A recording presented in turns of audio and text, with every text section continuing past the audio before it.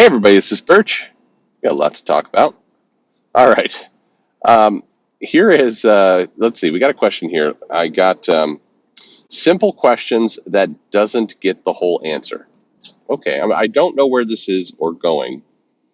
So curious what it has. So let's try it out. These are direct questions, says the writer. Okay. Who comes up with the idea first? The writer, the artist, unless the writer and the artist plays both parts, or the editor? And okay, we'll get that one first. Typically, the editor has a pitch or a concept in mind, usually a character they want to do something with. Like, for example, somebody says, "Hey, I'm a Marvel editor, and I would like a story about silk. We're trying to crack into the Asian American market. We think that's the way to do it. We're looking for a good pitch involving silk." And we'd kind of like to have it, we'd kind of like to have her connecting with her heritage. We'd like to introduce a couple new villains. We'd like to appeal to, teens to kind of like manga, so maybe we're going to go out and find an artist. It's more of an artist or manga flavored kind of artist. Um, that's what we want. So a pitch, the request for a pitch goes out, from the editor or editors. And then from there, the writer comes in and actually creates the story. Basically says, all right, I'm going to take your silk story and we're going to have her in San Francisco and she's going to, for whatever reason, totally not stereotypical racist. We're going to put her in Chinatown and she's going to be like a Chinese food delivery, which is going to be funny because she's got spider powers. So she's always like swinging around with food. And then the food gets cold because they're swinging around the food. And, but then she's going to discover that one of the places she delivers to is actually run by the Rhino, because the Rhino's in San Francisco now, and he's somehow, we think he's involved in human trafficking, but then it turns out he's actually a pretty fun guy, and they play Xbox together, Silk and the Rhino, but he's always smashing the controllers with his giant ass hands. And then she realizes he's actually not that bad a guy, and he's trying to stop the human trafficking.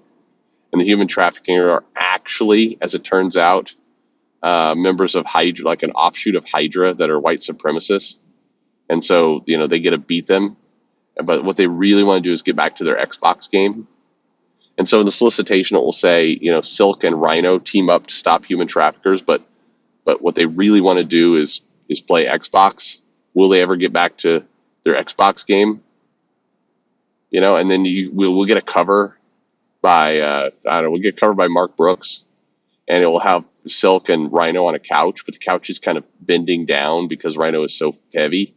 And then he's got one of those little headsets on his head, but it's like just hanging on for dear life because that horn is kind of in the way. Anyway, are you sick now? All right. So anyway, we'll continue with the mail. Will you please explain the whole process of producing the comic, including time from the beginning to the end, since you're a comic creator yourself? That's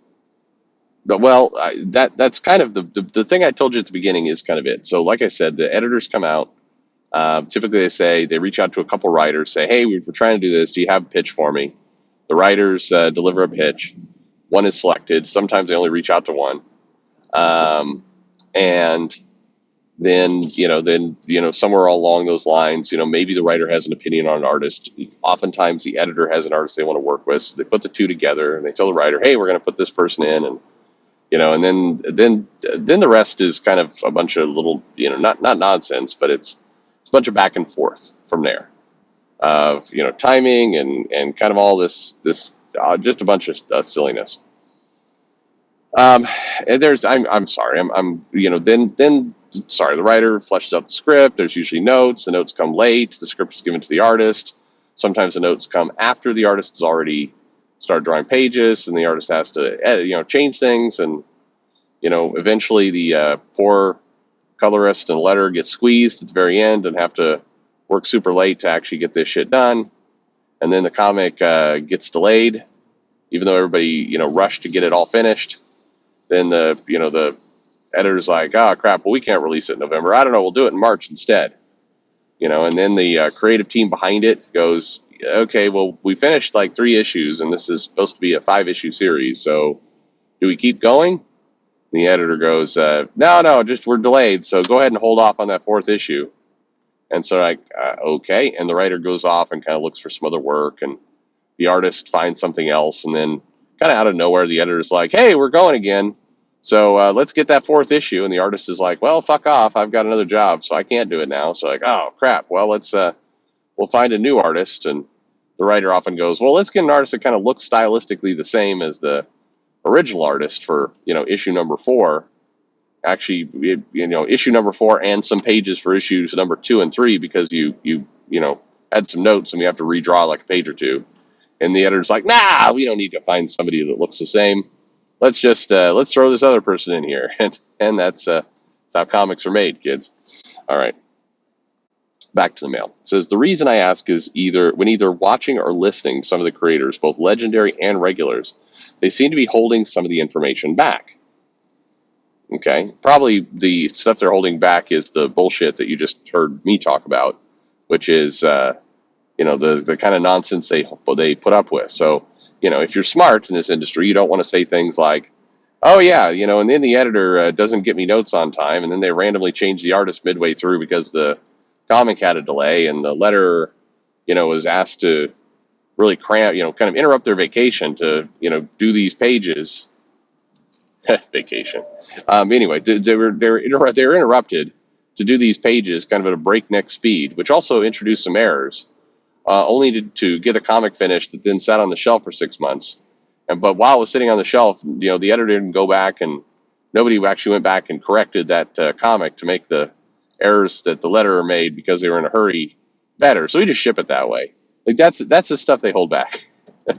So if they're holding something back, it's the exasperation with all the bullshit. All right, back to mail. Also, a lot of customers are so used to getting the final product.